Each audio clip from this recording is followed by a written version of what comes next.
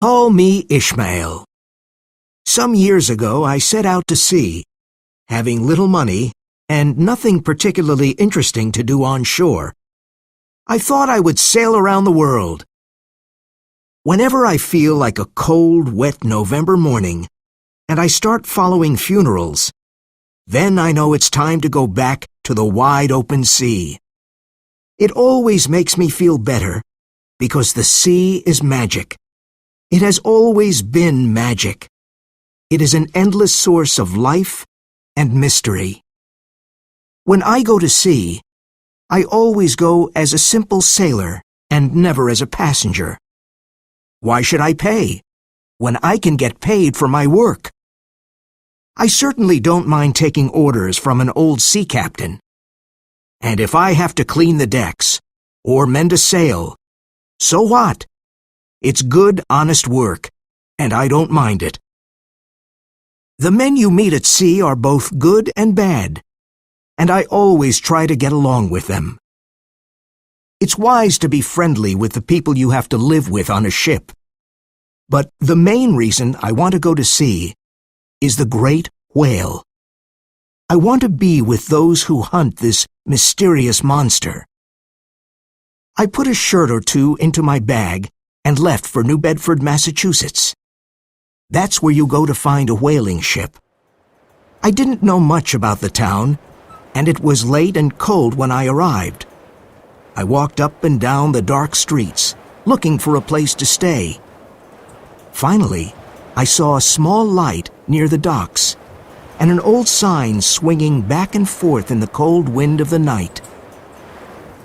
The Spouter Inn, Peter Coffin. Coffin? What a name for an innkeeper! But it was a cold night, and I had nowhere else to go.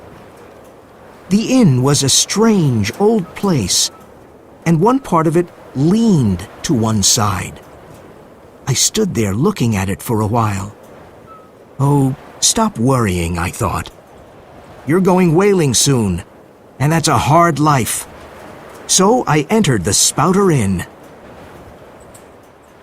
It was a small, dark place, and the wind howled through the old building.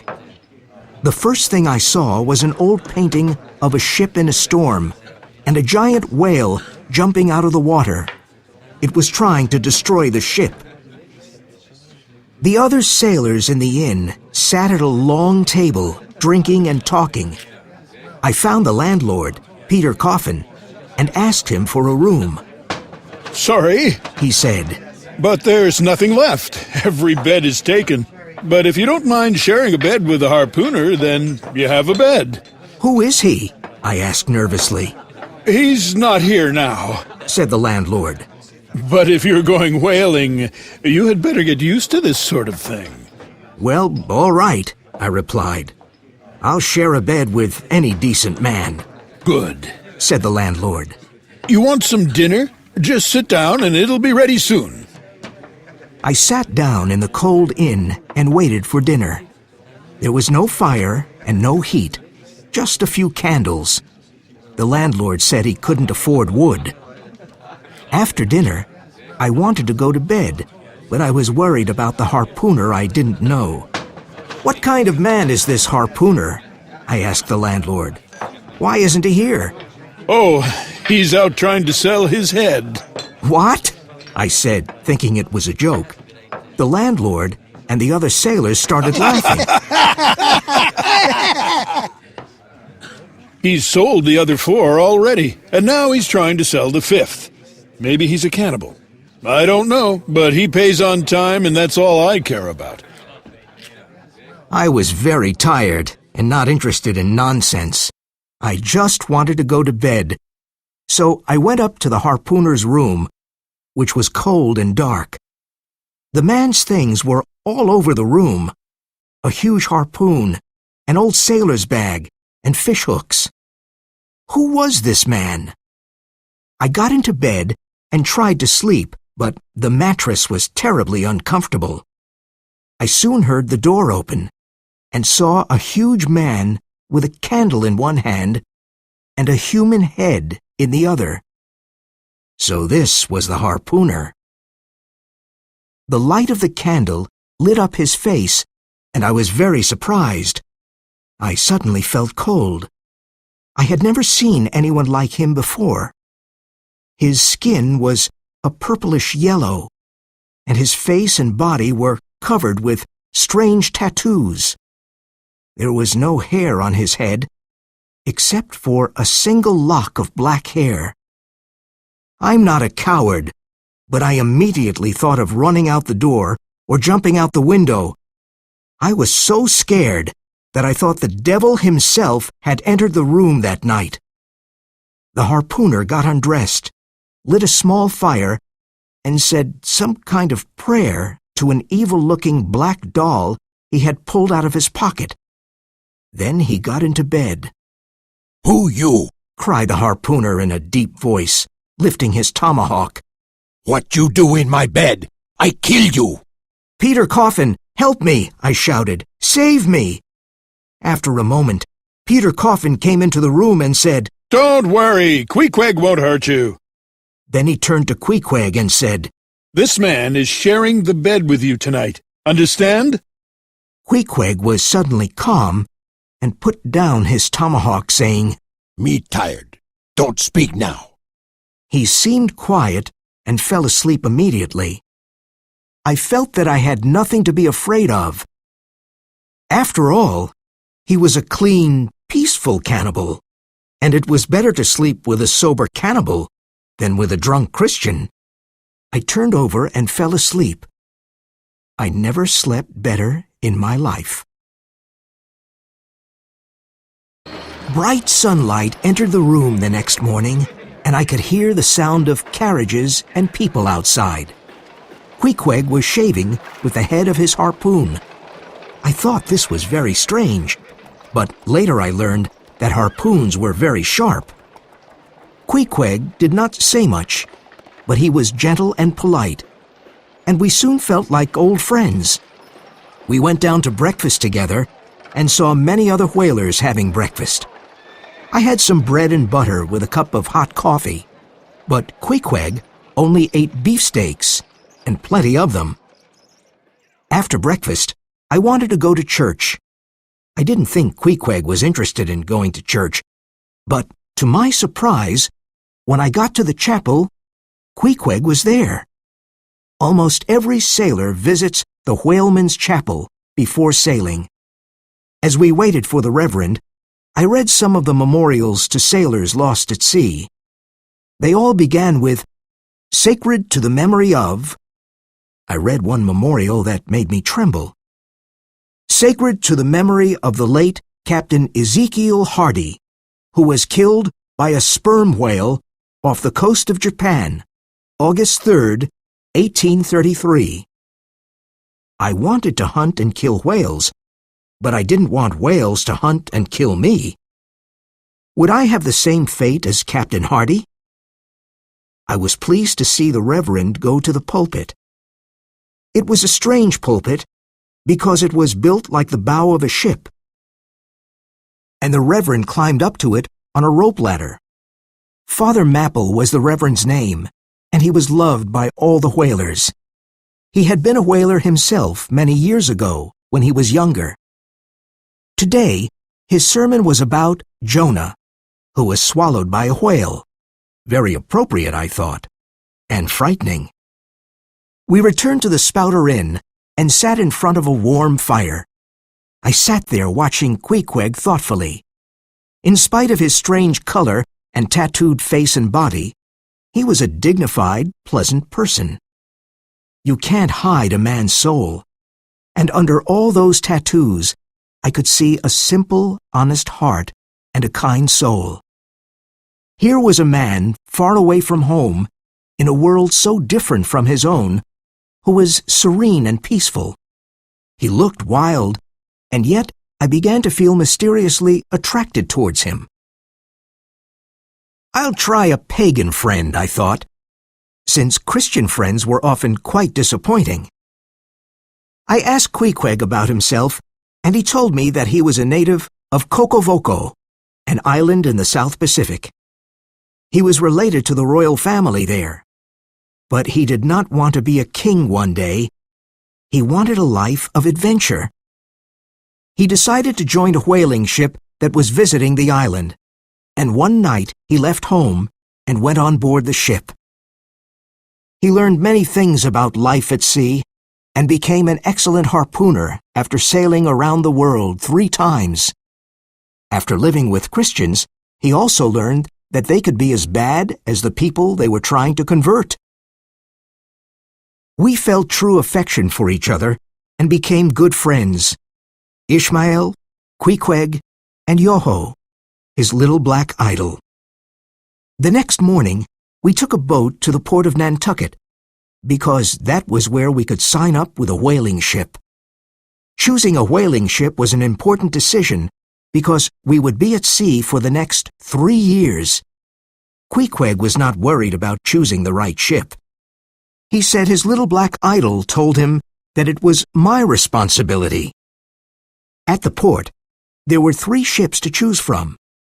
There was the Devil Dam, not a good name.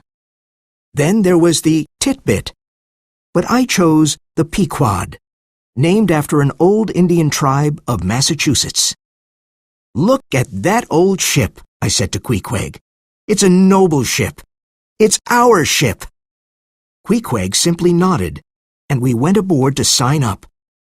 We met a tough-looking young man. "Ahoy," I said. "Are you the captain of the ship?" No, answered the young man. I'm the first mate of this ship. My name's Starbuck. What do you want? "My friend and I want to sign up." Have you ever been whaling? he asked. "No, but I've been to sea many times, and I want to see what whaling is like." You want to see what whaling is like, huh? he asked, looking at me carefully. All right. You'll do. "But shouldn't I talk to the captain?" I asked. Captain Ahab. He said with a half-smile. There's plenty of time to get to know him. You'll know him as soon as you see him, because he has only one leg. The other one was torn off and eaten by the most monstrous whale of the sea. "What did that whale do?" I asked nervously. You heard me. He said. And it killed many men. "What's Captain Ahab like?" I asked. He's a strange man, but a good one, said the first mate. He doesn't speak much, but when he does, you'd better listen. "Yes, sir," I replied. "And what about my friend?" The first mate looked at him with doubtful eyes. He's a strange fellow. Looks like a pagan. "Things aren't always what they seem," I said. "I know him. He's a good, strong man." Then Queequeg took his harpoon and pointed to a small piece of wood floating in the sea. His strong arm threw the harpoon and hit it. The first mate was amazed and said, Quick, sign him up, quick! He knew how valuable a good harpooner was on a whaling ship. Queequeg and I were now happy. We were about to start an exciting adventure at sea, hunting giant whales. While we were walking around the docks, we met a crazy old man. As we walked by him, he took my arm and said, You were on the Pequod. Have you met Captain Ahab yet? "No," I said, surprised. Have you signed up? "Yes, we have. But what do you know about Ahab?" The crazy old man shook his head and said, Well, what's done is done. There's no turning back now. But that ship is doomed. Doomed. Haven't you seen the demons he keeps in the hold of the ship? "Doomed? The demons?" I said, laughing. "What are you saying? You're crazy, old man." He looked at us with his wild eyes and said softly, God have mercy on you. "What nonsense," I told myself. As Queequeg and I hurried away, I turned around and asked, "But who are you?" I'm Elijah. he said. The name of a prophet, I thought nervously. But I pushed the man and his prophecy out of my mind. This was going to be an exciting voyage, a chance to see the world and hunt whales. That old fool wasn't going to ruin things for me. Pequod was scheduled to sail on Christmas Day, and there was a lot of work to do before. We were getting ready for a 3-year voyage. There were supplies to load, beef, bread, and water, sails to mend, and decks to clean. Ships like the Pequod were not owned by one rich man or by the captain. They were owned by whole towns, by old sailors, widows, reverends, shopkeepers, school teachers. Each person owned a small part of the ship. So when a ship like the Pequod went off to sea, the voyage had to be a success, because the livelihood of many people depended on it. During these days, Queequeg and I often visited the ship, and I always asked about Captain Ahab, but I never saw him. Starbuck, the first mate, said he was ill, but he was slowly getting better. We sailed from Nantucket on a cold Christmas morning, and I had still not seen the mysterious Captain Ahab. The longer he stayed in his cabin and remained invisible, the greater our surprise and curiosity. We heard him, though. At night, as we were swinging in our hammocks trying to sleep, we could hear Captain Ahab walking up and down on the deck above us. He made a strange sound when he walked because he had a peg leg. One night, I heard Starbuck say, "Why don't you rest, Captain? My men can't sleep with the noise of your peg leg." Ahab's answer was loud and clear. Why should they sleep? Do I sleep? The sound of my leg will make them dream about whales. I didn't know what to think, but the words of the crazy old man Elijah kept coming back to me. Starbuck was a Quaker from Nantucket and a good, honest man. He was tall and quite thin, but very strong. If you looked into his eyes, you could see all the dangers he had faced in his life at sea. He was a quiet individual who faced dangers calmly, and he was patient and understanding with his men. "I won't have a man on my ship who isn't afraid of a whale," he often said. He knew what enormous damage a whale could do. He didn't want heroes on the Pequod. He only wanted good men who were aware of their opponent's strength. He knew from experience that a fearless man was more dangerous than a coward. Stubb, the second mate, was a cheerful man from Cape Cod who laughed at everything. Even while chasing a whale, he remained calm and relaxed. His pipe was never far from his lips, and he kept a dozen of them near his hammock. Flask, a short, robust young man from Martha's Vineyard, was the third mate. For him, whale hunting was a big joke, and the whale was just like an enormous water rat. Flask had fun chasing whales around the world. Starbuck, Stubb, and Flask were much more than just mates on the Pequod. If Ahab had been a medieval king, they would have been his knights, and the harpooners would have been his squires. Each mate commanded his own whaleboat with sailors when he went out to chase the great whales, and each mate could choose his own harpooner.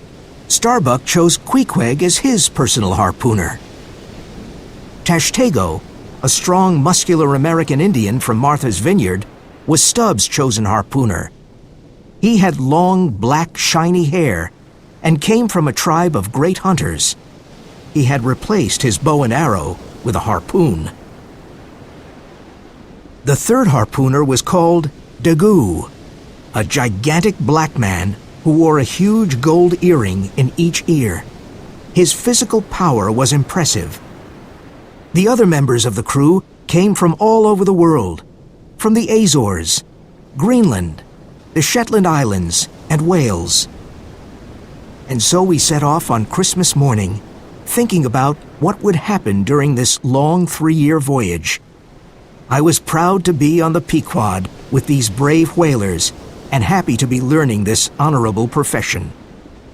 Several days passed as we sailed through the icy dark waters of the North Atlantic. But we had not seen Captain Ahab yet. He remained in his cabin. Then one morning, I looked up at the deck, and there he was. Captain Ahab at last. His tall, strong body looked like it was made of bronze.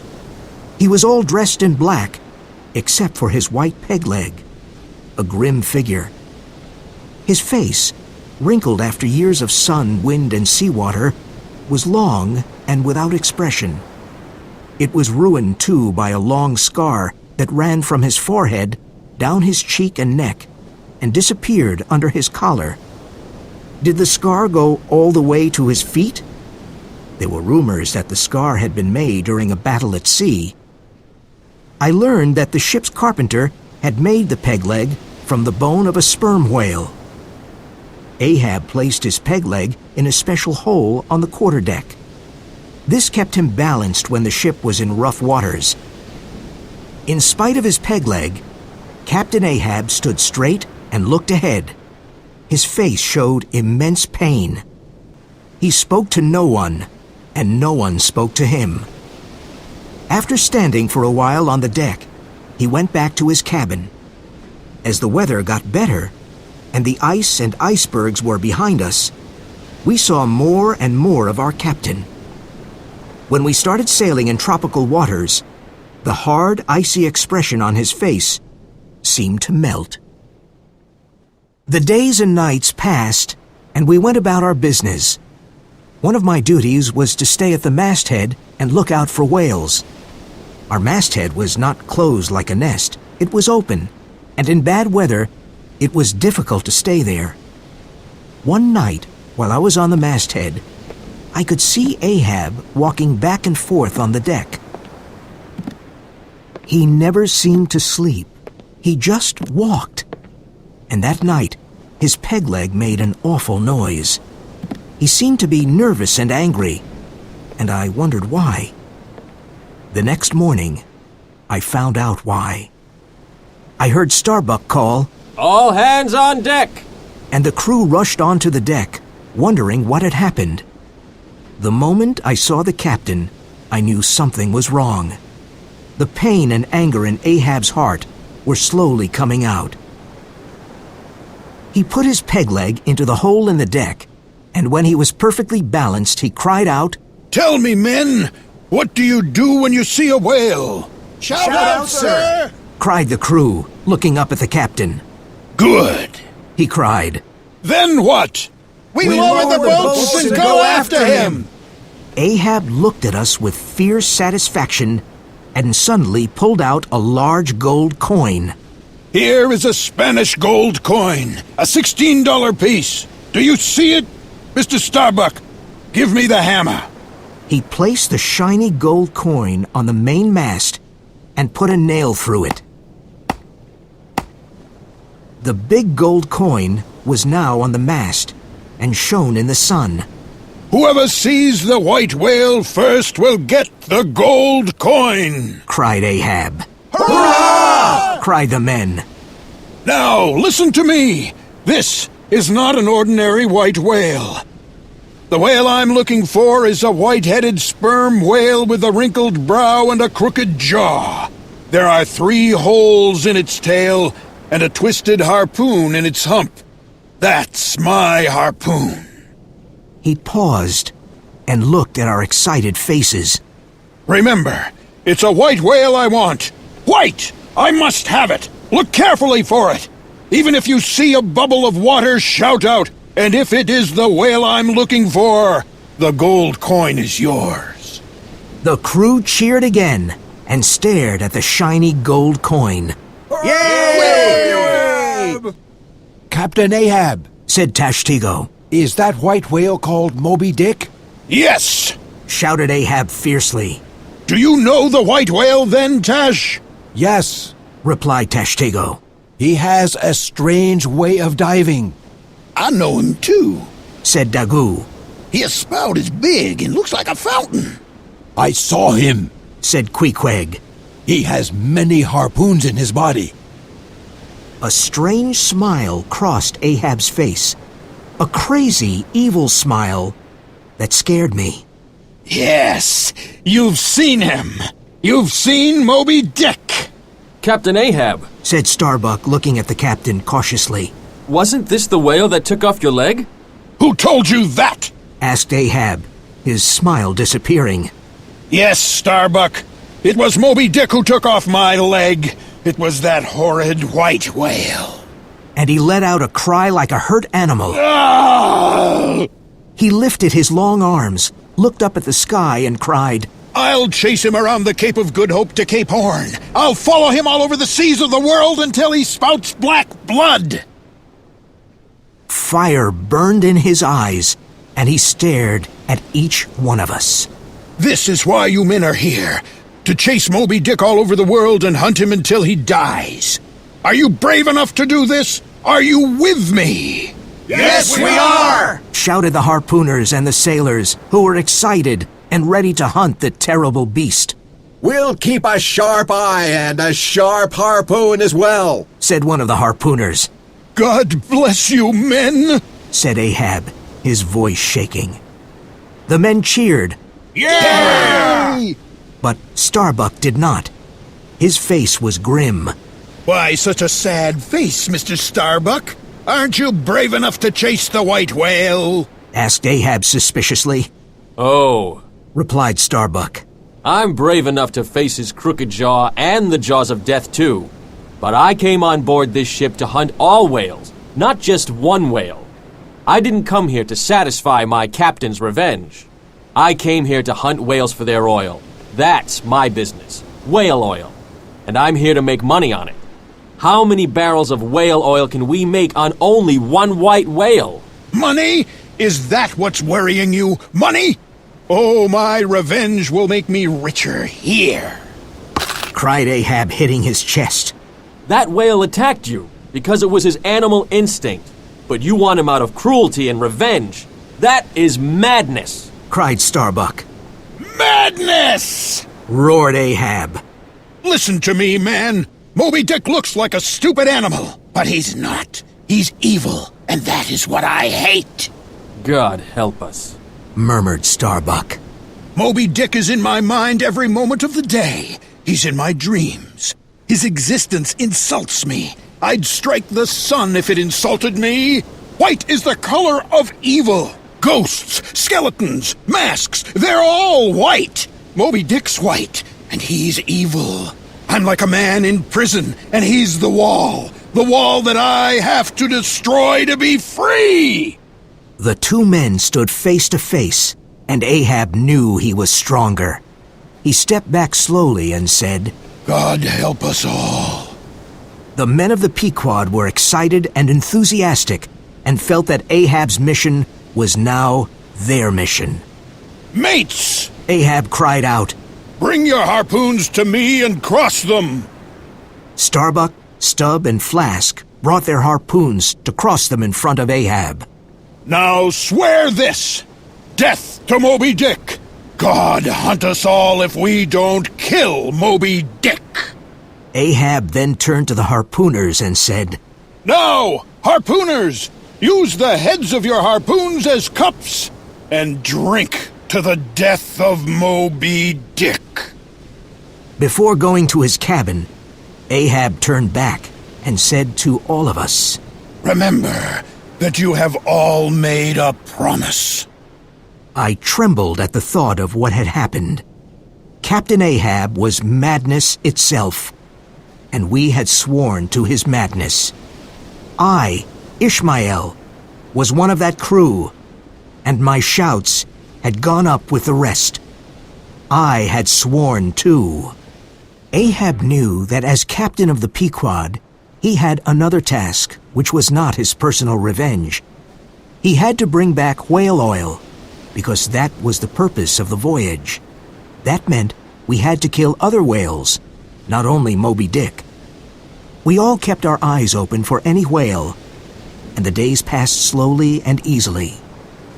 Then one day, as I was helping Queequeg make a mat, I heard Tashtego, who was high up on the masthead of the ship, cry, There she blows! There! There! We all looked up, and in the distance we saw several sperm whales that were blowing as regularly as a clock. My first whale! This was the moment I was waiting for. Each member of the crew knew what he had to do. but there was still a lot of confusion and running around. My heart was beating hard and fast. I looked at the whales in the distance. Was one of them Moby Dick? But no, Moby Dick always swam alone. I was relieved because I didn't want to meet him my first time out. It was almost time for the whale hunt that I had been waiting for. The harpoon boats were lowered into the sea, and this was the beginning of the adventure. But just as I was getting into my boat, I saw them. 5 extra whaling men appeared out of nowhere. I had never seen them before. Who were they? Where did they come from? They were not ghosts, but real men. They must have spent all of this time in the hold. Could they be the demons Elijah was talking about? Perhaps Elijah was right. These were Ahab's demons. If Elijah was right about the demons, then what else was he right about? 4 harpoon boats were lowered into the water instead of 3. Ahab and his crew of expert whale killers rowed far ahead of the other 3 boats. The rowers had great power in their arms, and they were very determined. I learned later that one of these men was a Persian called Fedallah, Ahab's personal harpooner. He was tall and dark and wore an old black Chinese jacket, black trousers, and a white turban on his head. He was a mysterious figure. The other 4 looked like natives of the Philippines. Starbuck was the master of my boat, and he stood at the stern and shouted his orders. I suddenly felt afraid and confused away from the ship. I was at eye level with the sea, and there was fog and mist everywhere. This was the whale's world, and I was in it. Everything at that moment seemed impressive to me. How could these men possibly hunt and kill the biggest creature in the sea? The 3 boats moved forward, and Starbuck, Stubb, and Flask were telling their men to row faster and faster. I was rowing as fast as I could, but I noticed that there was a lot of competition between the boats and the mates. And, of course, the Filipinos were far ahead of us. The whales swam as fast as we rowed. They were like arrows shooting through the dark water. Would we ever reach them? Come on, men! Shouted Starbuck. Get those muscles moving! I wanted our boat to be the first to reach the whales, but my back and legs started hurting. Then a storm arrived from the north, and it started raining hard, and the waves grew bigger, so it was harder to row. I had never rowed in such an angry sea with the waves crashing into our little boat. How could we reach the whales when we could hardly row? And in spite of the increasing danger, in the back of our minds was the shiny gold coin nailed to the mast of the Pequod. There's his hump! Said Starbuck to Queequeg. Give it to him! Suddenly a sperm whale, a creature of incredible size, came to the surface next to our boat. At the same time, the rain became much stronger, and we could hardly see anything. Queequeg bravely threw his harpoon at the whale, but his hand was wet with rain, and he missed it. So the great creature we had tried to kill escaped back down into the deep, dark waters. Suddenly, our oars flew away, and we were lifted and then thrown back into the wild waves of the sea. Miraculously, our boat did not break, but it was full of water. The cold water left us confused, and we couldn't speak. The world around us had become a curtain of white fog. Where was the Pequod, and how could we get there since we were surrounded by thick white fog? The wind blew loudly, and the storm got worse. We sat trembling in the boat, half filled with water. Suddenly, Queequeg jumped to his feet and put his hand to his ear. Then we all heard the Pequod approaching. It almost crushed our boat with us in it. We jumped out, and the Pequod sailed right over our boat. We then swam as hard as we could to reach the ship. I was the last man to be pulled onto the ship. I fell onto the deck and was happy to be alive. I saw Queequeg and said, "Does this sort of thing happen very often?" Yes. He answered without much emotion. Did we lose any men, I asked? No, Said Starbuck. they're all safely on board. The other men were sitting on the deck exhausted, telling their own stories of how they had seen death in the face and how they had swum to safety. I soon realized that each time I went out, I was risking my life. The sea and the whales were powerful and unforgiving, and I was just a man. I decided I had better write my last will and testament. I went below deck with Queequeg, who was my witness, and wrote my will. He put his mark on the bottom of the page, and it became official. Life can be very lonely at sea. Weeks go by, and you don't see anyone other than the members of the crew. But every now and then, we were lucky enough to meet another ship. One day, southeast of the Cape of Good Hope, we saw another whaler, the Albatross, which was sailing towards home. Everything about the Albatross showed she had spent too many months at sea, too much rough weather, too much sea and salt. She had been away whaling for 4 years, and her crew looked weathered too. The captains of both ships normally stop and talk with one another, and this is called a gam. The gam is a time when the two captains and their crews can exchange a few friendly words and find out about their whaling. But Ahab didn't like gams, because they took time away from hunting Moby Dick, his only thought. So when we saw the Albatross, he shouted, Ahoy! Have you seen the white whale? The captain of the other ship wanted to answer, but his trumpet fell into the sea, so that was the end of the gam. The crew was not happy about this, because the men needed to see and talk to other sailors. As time went on, the white whale began to obsess our minds too. We started seeing it everywhere. One clear blue morning, the Pequod was sailing towards Java through a bright yellow area of plankton. Daggoo thought he saw Moby Dick and shouted, There he is, right ahead, the white whale! Captain Ahab and everyone else rushed to take a look, but to everyone's disappointment, particularly Ahab's, the enormous creature of the sea was a giant squid.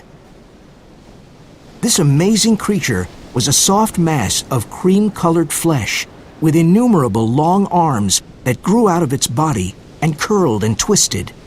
It slowly disappeared into the deep sea again. What was it? Asked Flask. It was the great squid, the biggest creature in the universe. Few whaling ships have ever seen it, and it's an evil omen, Said Starbuck, his eyes wide with horror. But Queequeg didn't agree. No, He said, when you see giant squid, then you quick see whales. Ahab had already gone back to his cabin. The giant squid was not remarkable to him. Nothing held interest for him, only the white whale. Nothing touched his soul, only Moby Dick. The next day, it was extremely hot and still. It was my turn to stand watch, and all was still in that part of the Indian Ocean. I had been on the masthead for hours, and I was growing sleepy. Suddenly, I saw a gigantic sperm whale, its shiny body rolling in the water like an overturned ship. It seemed to be as sleepy as I was. Could it be Moby Dick? I observed it carefully.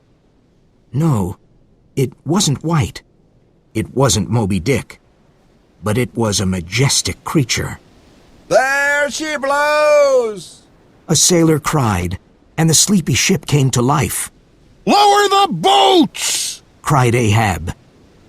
I climbed into Stubbs' boat this time and was excited about this new whaling adventure. Today, I could hunt my first whale. The sudden cries of the crew and the movement of the boats probably scared the gigantic creature, and he started swimming away. He spouted majestically a few times, and then suddenly he lifted his tail 40 feet into the air and sank into the deep water. There he goes under, Cried Stubb with his pipe in his mouth. Don't hurry. Take it slowly. We're almost on him now. We rowed with all of our strength. Stand up, Tashtego! Cried Stubb. Give it to him now! Tashtego's muscular arm threw the harpoon, and it struck the whale perfectly. The harpoon was attached to a long rope on the bottom of the boat, and the rope started flying out of the boat, following the harpoon. It burned as it passed through our hands. Stubb stood up and held the rope. Wet the rope! He cried. Wet the rope! Now we were attached to the whale, and our boat flew through the water as he swam away, desperately trying to get free. Each man held tightly to his seat. Then Tashtego and Stubb took their harpoons. We got closer to the whale, and Stubb threw his first harpoon at the whale, and then a second one, and then another. The whale swam more slowly now, and we brought the boat closer. The whale's life was almost over, but he tried to escape and survive with all the strength he had left. Stubb threw harpoon after harpoon into the whale's side. Blood began to shoot out, and it covered all of us. I had never seen so much blood in my life. The whale blew the last huge spouts of spray at us and fought until the end.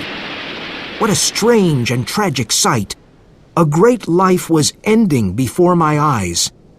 The sea around the boat turned red with the whale's blood. Stubb brought the boat closer to the whale and pushed his lance deep into it, piercing his heart. He's dead, Mr. Stubb, said Tashtego. Yes, said Stubb, taking the pipe out of his mouth and shaking the ashes over the sea. He stood there thoughtfully looking at the huge body. Finally killed our first whale, but our work had just begun. Now we had to bring the huge corpse back to the Pequod and cut it up. 18 men pulled the whale with 3 small boats. The job was difficult and tiring. We worked hard for hours, but it never seemed to end. When it was dark, we were still pulling the dead body back to the boat. 3 lanterns hanging from the Pequod helped us find our way back to the ship. As soon as we reached it, Ahab looked at the whale with disappointment because it was not Moby Dick. Tie him up for the night, he ordered angrily and went back to his cabin. Is that all he can say? Said Stubb. Oh, who cares? This was a big day for me. And he laughed. Nothing could make Stubb sad. All right, men. Starbuck shouted. Tie up the whale. We were exhausted after the whale hunt, but we did not stop to rest. We got the heavy chains and started working. First, we tied the head of the whale to the stern of the ship and the tail to the bow. The huge body now rested alongside the Pequod. Tomorrow we can begin cutting up the whale, said Stubb with satisfaction. That night, he had whale steak for dinner. After Stubb's dinner, Queequeg and another sailor went on deck and saw that sharks were beginning to eat the dead body of the whale. They were tearing violently at the whale's flesh. Blood flowed freely from the corpse. Put lanterns up over whale, said Queequeg to me. Light up water and whale. I immediately hung 3 lanterns on the ship. Their warm yellow light shone on the dead whale and the Red Sea. Dozens of hungry sharks attacked the corpse, and its blood attracted more sharks. It was a terrible spectacle. They're eating our whale, I cried. Queequeg and the other sailor were lowered on platforms on the side of the ship and started hitting the sharks with their harpoons. The 2 men attacked and killed many of the sharks, and finally the hungry creatures started eating each other. This went on for hours. The next morning was Sunday, the day to start cutting what was left of the whale after the shark attack. This was a new job for me, and I wanted to learn it. Every sailor became a butcher, and we started cutting up the whale to get the oil it contained, about 100 barrels. This, after all, was the purpose of our voyage. The whale's head was the first part to be cut off, and it was a very difficult job because the head was about 1/3 of the whale's body. Stubb was an expert at cutting whales. He used long, sharp tools, and had to work about 10 feet above the whale. As he worked, the whale was still floating in the rough sea. He cut deep into the creature's body and through the spinal cord. When the head was cut off, it was tied to the stern of the ship for later use. We worked on the body of the whale next. We cut a small hole in its side and placed a big hook inside the hole. Then a deep line was cut into its flesh, and we started pulling on a rope as the whale rolled over and over in the sea. As the whale rolled, the blubber began to break away from its body. The blubber stuck to the body of the whale like orange rind sticks to an orange. And just like an orange rind, the blubber came off in big strips. As the blubber was peeled, the body was slowly lifted out of the water. In the end, there was just a bloody mass. A harpooner picked up a very sharp tool called a boarding sword and said, "Stay back," to all of us. Then he put his sword into the mass of blubber 3 times. He cut the blubber in 2 and brought it on the ship. We melted it down to oil, putting the precious liquid into barrels to take home. Now we had to work on the head, an important part of the whale. Inside the head of the sperm whale, there are hundreds of gallons of spermaceti. If a whaler is not skilled, he can lose this precious substance. Tashtigo tied a thick rope around his waist and then lowered himself into the head of the whale. He started looking for the place where the spermaceti was. Tashtigo lowered a bucket inside the head. When he pulled it up, it was full of spermaceti. This work went on for many long hours. One of the whale's eyes stared at me. It was lifeless. How strange, I thought. Our eyes are set in front of our head, and we can see only one image, whatever is in front of us. The whale's eyes are set on both sides of its head, so that it can see 2 different images, one on each side of its head. But people see things only one way, their way. If we could see 2 images instead of one, then perhaps we could see 2 sides to everything. This was Ahab's great problem. His obsession came from the fact that he could only see Moby Dick in one way, as evil.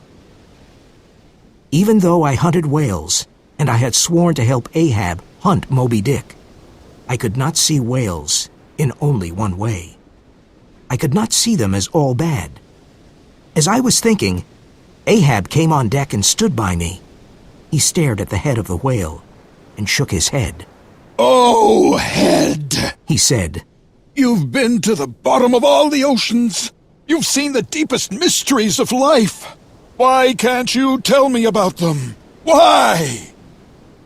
When we had finished working on the whale, we removed the big hooks and chains, and the enormous body floated away from the ship and out to sea.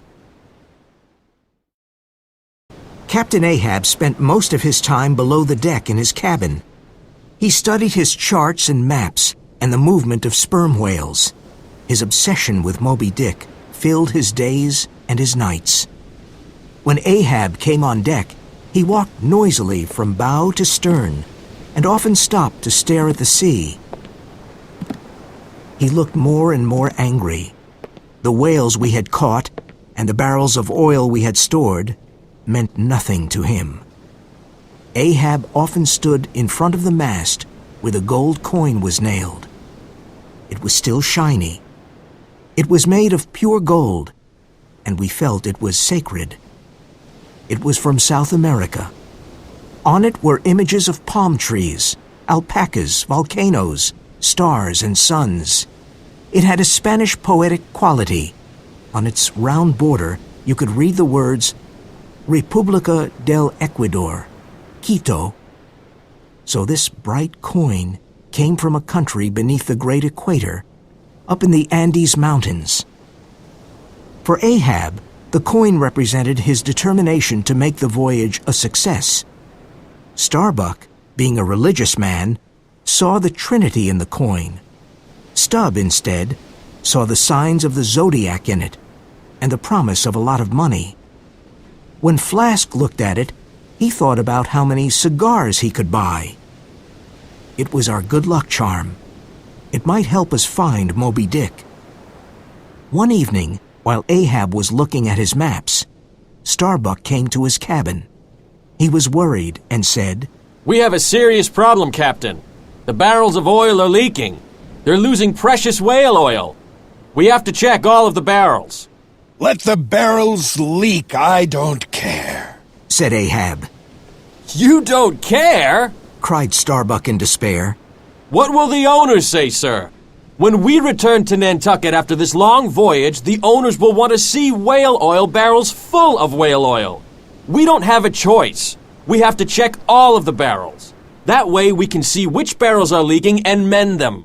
Starbuck's face was bright red. It will take too long, Ahab cried angrily. We're approaching Japan soon, and my maps say we are sure to find Moby Dick in those waters. We're not stopping to fix some old barrels! "We've traveled over 20,000 miles to find this oil. We can't lose it now," said Starbuck, trying to be calm. At this point, Ahab lost control and pulled a gun from the rack on the wall and pointed it at Starbuck. Ahab was furious and said, Remember, there is one God to rule over the earth, and there is one captain to rule over this ship, and I am the Lord and Master here! Now go! Starbuck stared bravely at his captain and said, "I could tell you to beware of me, but you would laugh. But I'm telling you to beware of yourself. You are your greatest enemy." Starbuck turned around and started walking away. Ahab called out, You talk bravely, but I see you still obey me. Starbuck continued walking away. Ahab then spoke to himself. You think I'm my greatest enemy? Yes, there's truth in that. Then he called Starbuck back. Starbuck, He said in a sad, low voice. You're a good man. Tell the mates to empty the hold where the barrels are and find the leaks. Go. Ahab put the gun back on the rack. Starbuck ordered the crew to bring the barrels out of the hold, and everyone worked to find the barrels which were leaking. It was a hard job to move and examine all the heavy barrels. It was terribly hot and damp in the hold. Queequeg put all of his strength into his work and soon became very ill with a high fever. "What's wrong, Queequeg?" I asked. But he could not hear me. He had a strange look on his face as he lay on the deck. "Queequeg, say something to me," I said nervously. I felt his forehead, and it was burning and wet with sweat. I helped him to his feet, and another crew member and I took him to his hammock. He had never been ill before. "I'm going to get the ship's doctor," I said. No, Said Queequeg with a weak voice. get carpenter for me. "The carpenter? Are you crazy?" Get carpenter. He repeated. "Please tell me why," I said. Queequeg explained that he had once seen coffins in Nantucket, and they reminded him of the funeral canoes of his people. He liked this idea because on his island, people were sent out to sea in a canoe when they died. When a sailor died at sea, his body was put inside his hammock and then thrown into the water, where he was usually eaten by sharks. Queequeg did not want this to happen to him. Get carpenter. He said again. He make my canoe. I did not want my dear friend to die, but I did not want him to get upset. So I called the ship's carpenter, and he carefully took Queequeg's measurements and built him a coffin. When it was ready, Queequeg got inside because he wanted to try it out. Inside he had a paddle for his trip to the other world, and his little idol, Yoho. Then he asked for the steel head of his harpoon. He closed his eyes peacefully and lay still inside his new coffin. I knelt down beside him and felt terribly sad and lonely. I thought about our wonderful friendship. I did not want it to end like this. How could Queequeg possibly die? He was the strongest man on the Pequod. He had saved many men from death. Was this his time to die? A young sailor played the tambourine, and it sounded like Queequeg's funeral march. I have discovered that there is a big difference between primitive people and modern people. Modern people get sick, and sometimes it takes them many months to get well. But primitive people can easily get better in a day. Luckily, that is what happened to Queequeg. He suddenly got up from his coffin and climbed out. Queequeg not dead. He said with a loud voice. I remember something Queequeg not do. Queequeg die another day. He got better as quickly as he got sick, and we could not understand why. We asked him if dying depended on our will, and his answer was, Certainly. We were very surprised and happy that he was well again. His coffin became a sea chest where he kept his clothes and his idol Yoho. He even started decorating the top of the coffin with the same strange designs he had on his body. Our long voyage continued, and we were able to hunt many whales and fill more barrels with precious whale oil. But there still was no sign of Moby Dick. Whenever the Pequod met another whaling ship, Ahab's question was always the same. Have you seen the white whale? But none of the whaling ships had seen Moby Dick. East! Shouted Ahab. We must sail east. He's there, in the Japanese Sea. We sailed east to the middle of the Japanese Sea, and the wind started blowing hard, and the sea became rough. Black clouds appeared on the eastern horizon, and that night there was the worst storm I had ever seen. The thunder and lightning never seemed to stop. The Pequod was in the middle of a terrible typhoon, and I didn't think we could survive. It rained violently, and the ship was thrown in every direction.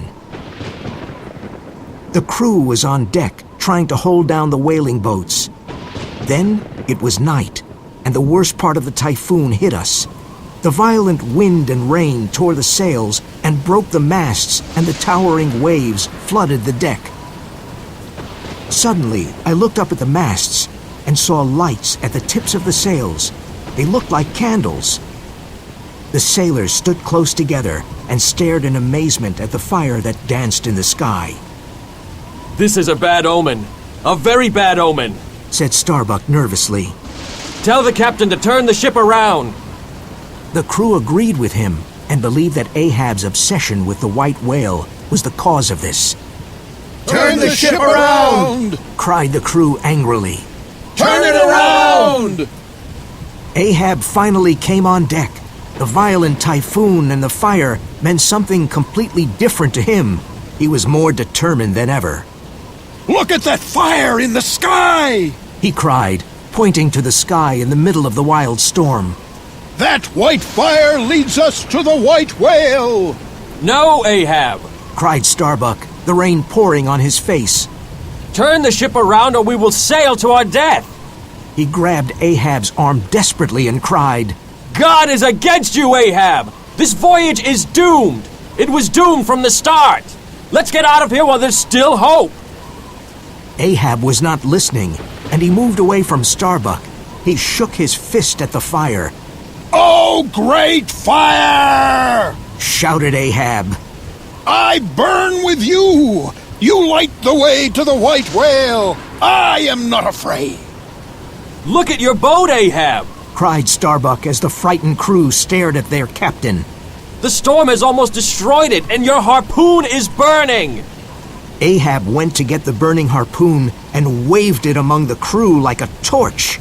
If any man turns this ship around, I'll put this harpoon through his heart! Shouted Ahab fiercely. Remember, you all swore to hunt the white whale with me, and we will hunt it. We are in this together, and we will not turn back. No storm can stop me. No one can stop me. He's mad, said Starbuck to the crew. He's afraid of nothing and no one, not even God. The typhoon continued most of the night, but the next morning, the sea was calm again, and the sky was clear. Starbuck went down to Ahab's cabin. Before entering, he stood near the door and looked at the guns on the wall. He remembered when Ahab had threatened him before. If I take a gun and kill this madman, He thought. I could take the Pequod home and save the lives of all the men on this ship. I'll see my wife Mary and my little boy. How can I stop this madman? I know it's wrong to kill. Isn't there another way? I could make him a prisoner until the ship reaches a port. But he could be worse than a tiger in a cage. No! Only a fool would make Ahab a prisoner. Oh, God, help me. If I let him live, we will all die, thousands of miles from our home. What shall I do? Great God, help me! Starbuck stood in front of Ahab's cabin, trembling, and then returned to the deck. The violent typhoon had almost destroyed our ship, and we were lucky that we did not lose any men. We slowly cleaned the deck and repaired the masts and the sails. However, the Pequod was not the same ship. The typhoon had taken the life out of it. At times like these, I asked myself if old Elijah was right. Were we really doomed? All right, men, Said Starbuck. let's start sailing again. He was tired, but not discouraged. He knew we had a job to do, and he worked as hard as any member of the crew. One day, Starbuck called the crew, All hands on deck! What's the problem? asked Stubb. There's a ship approaching! Replied Starbuck. Hurrah! Hurrah! Cheered the crew happily. We had not seen another ship in a long time, and we hoped to receive some news from home. We all ran to the deck.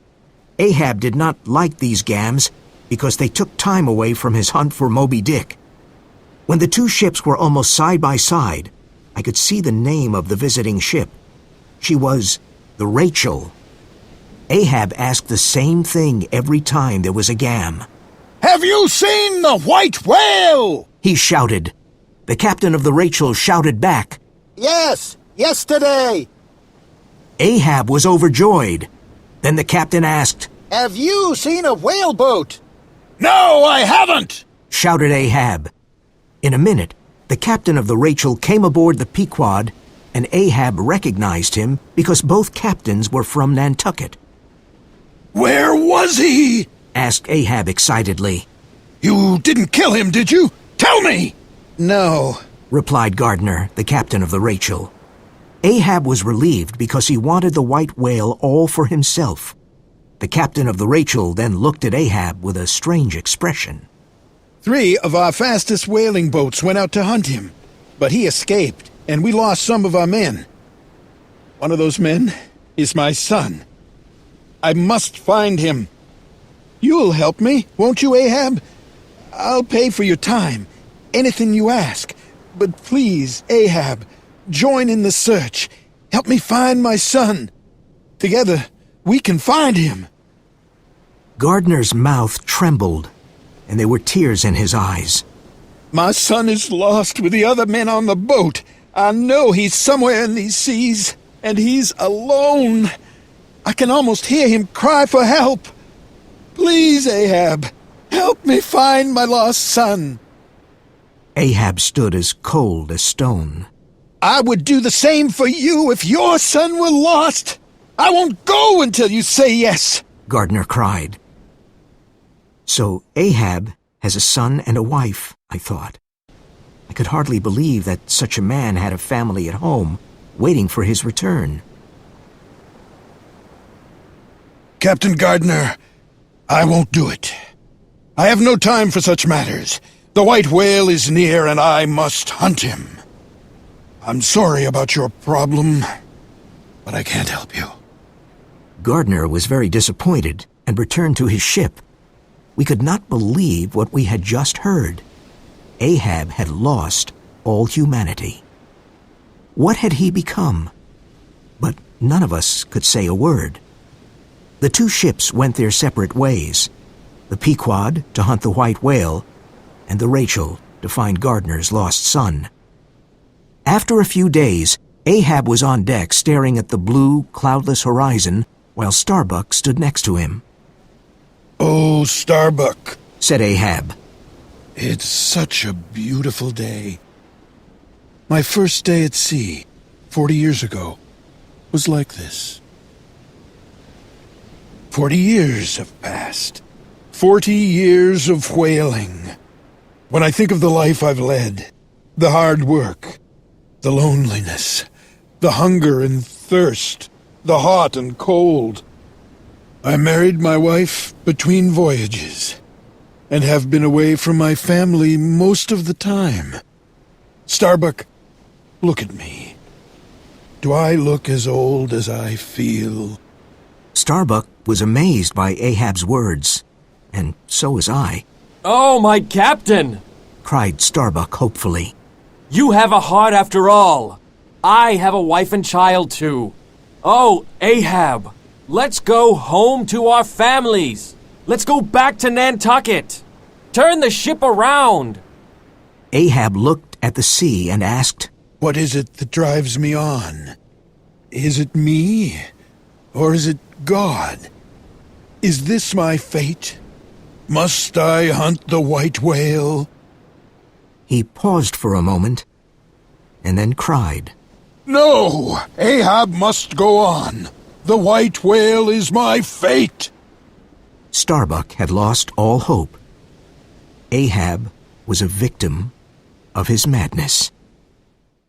It was the night of the beautiful day, and Ahab was on deck, sniffing the sea air, trying to catch the smell of a whale.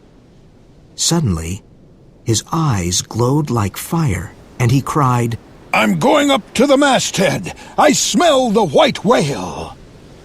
The crew pulled him up in a kind of basket to the masthead, and then we heard a cry. There she blows! There she blows! A hump like a snowy hill! It's Moby Dick! The coin is mine! It was fate!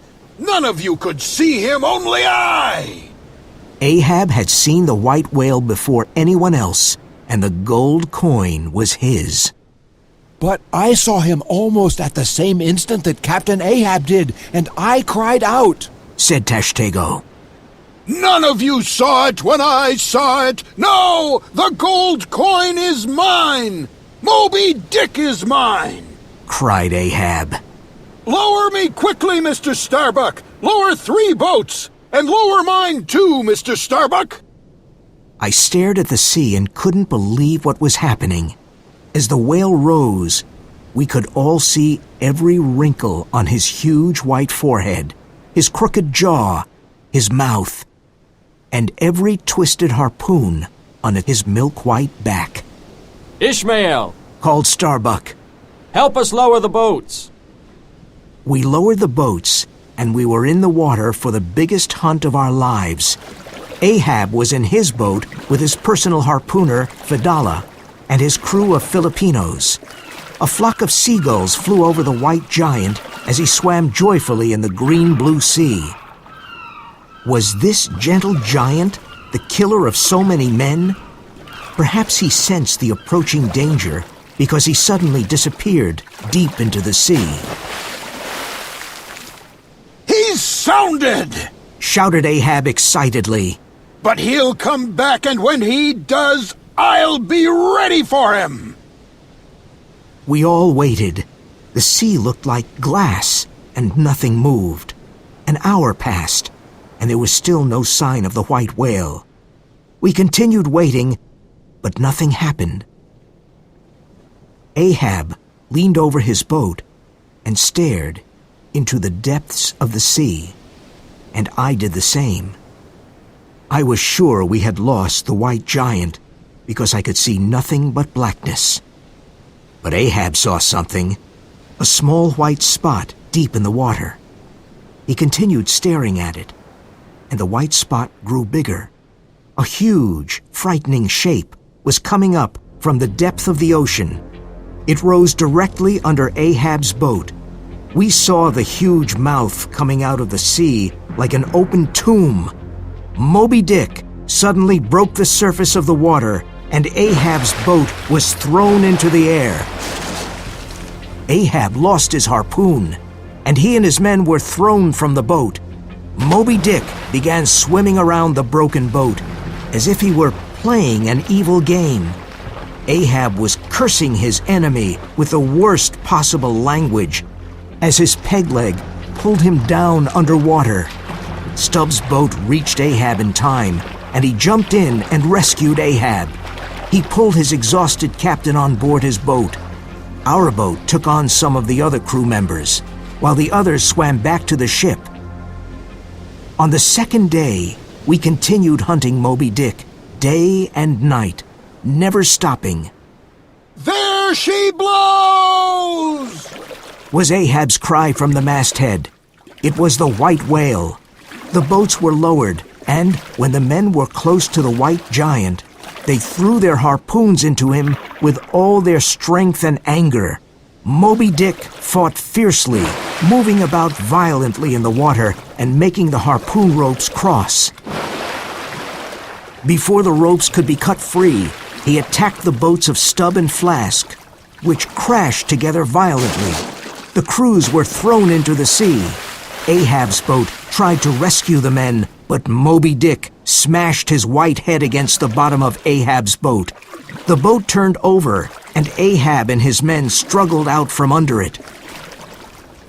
The great white whale seemed satisfied with the destruction he had caused and swam off. The Pequod sent a boat to rescue the crew and pick up the bent harpoons and broken oars. Fedallah had disappeared, and many men were hurt.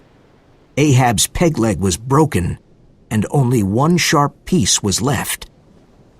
No bones broken, I hope, sir? Said Stubb, worried. Even with broken bones, old Ahab is ready to fight the whale, The captain cried. No white whale, no man, no devil can touch old Ahab. Get the other boats ready, Mr. Starbuck. I'll circle the world 10 times, yes, and in the end, I'll kill him. The sun set, and through the long hours of the night, everyone was working on the new boats and the new harpoons, while the ship's carpenter was making Ahab a new leg.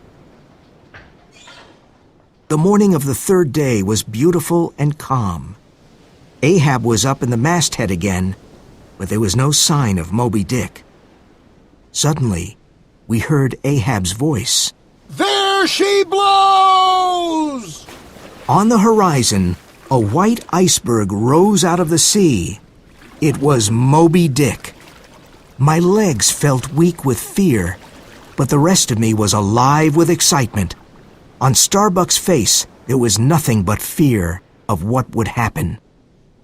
I could see the whale moving about violently in the water. He seemed to be warning us to stay away. But we did not stay away. Ahab was ready to hunt the white whale. Oh, Captain! Cried Starbuck. It's not too late to go back. Even now on the third day. Moby Dick doesn't want you. You want him.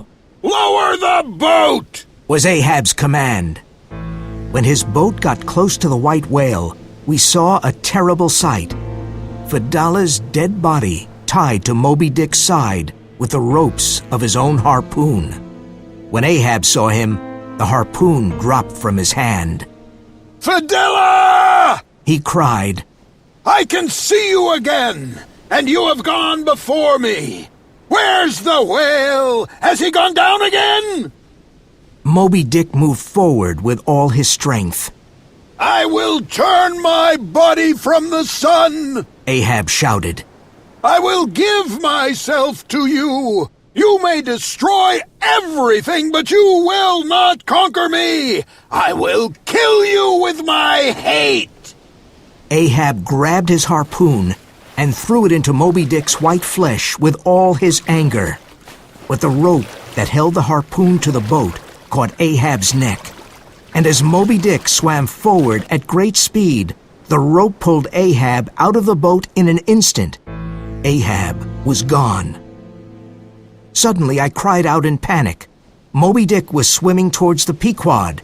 He wanted to destroy it with all his blind anger, and he did. He smashed into the ship's side, and the crew were sent to their deaths. Within seconds, the Pequod began to sink.